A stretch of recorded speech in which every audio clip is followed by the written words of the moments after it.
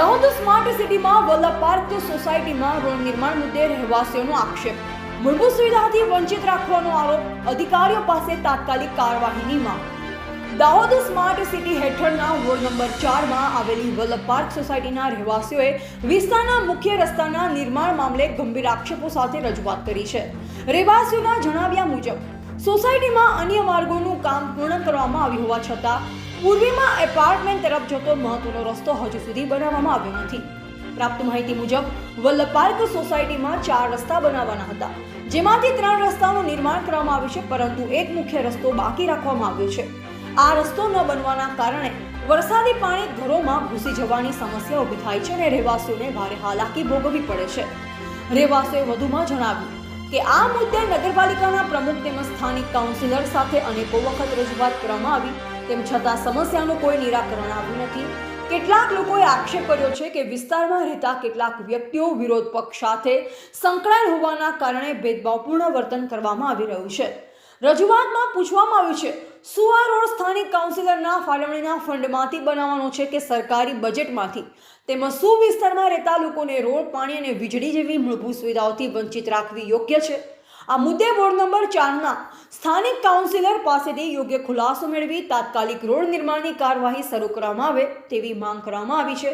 રહેવાસીઓએ ચેતવણી આપી છે, જો સમસ્યાનું વહેલી તકે નિરાકરણ નહીં આવે તો તેઓ ઉચ્ચ કક્ષાએ રજૂઆત કરવા મજબૂર બનશે। આ સમગ્ર મામલો શહેરમાં ચર્ચાનો વિષય બન્યો છે અને સંબંધિત અધિકારીઓ દ્વારા ઝડપી પગલાં લેવાશે તેવી લોકોએ આશા વ્યક્ત કરી છે।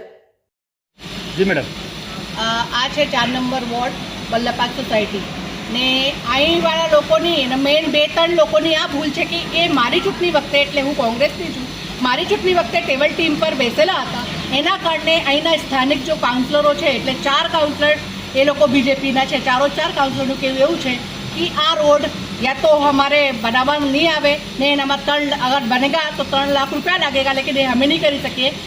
કાઉન્સિલર કહે છે કે પ્રમુખ પાસે જાઓ, પ્રમુખ કહે છે કે આપણે આગળ તમે જાણકારી કરો ને પહેલાં બીજા કહે છે કે પાછા પ્રમુખ પાસે લખાડીને લાવો। આવી રીતે એકબીજા ઉપર ઢોલે છે, લેકિન આવી રીતે સ્થાનિક લોકોને પરેશાન કરવામાં આવે છે। તો અગર એ લોકોએ કોંગ્રેસનું સાથ આપ્યું એનો મતલબ એવું ના હોય કે એમના રોડ તમે દેખી શકો છો કે એ લોકો રોડ બન્યા પછી ખાતા લોકોને તો પગથિયા જતા રહ્યા, ઘરના અંદર પાણી જાય છે, તો આવી રીતે એ લોકો રોડ બનાવવાની ના પાડે છે।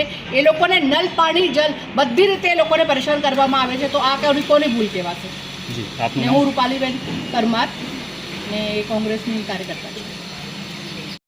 Okay, ward number 4 Vallabh park સોસાયટીમાં અમે રોડ બનાવવાની માંગણી કરી હતી। રીનાબેન પંચાલ આવ્યા હતા, તો અમે એમને કહ્યું તો એમને એમ કીધું કે તમારો રોડ નહીં બને, પણ એવું પછી સાંભળવામાં આવ્યું પાછળથી કે કોંગ્રેસની બૂથ પર બેઠા હતા એટલે બનાવવામાં આવ્યો નથી। એટલે અમે એમને વાત કરી હતી, 4 કાઉન્સિલરોને બી વાત કરી, એકબીજાને ફોન કર્યો તો બધા એકબીજા પર ઢોળ્યું છે।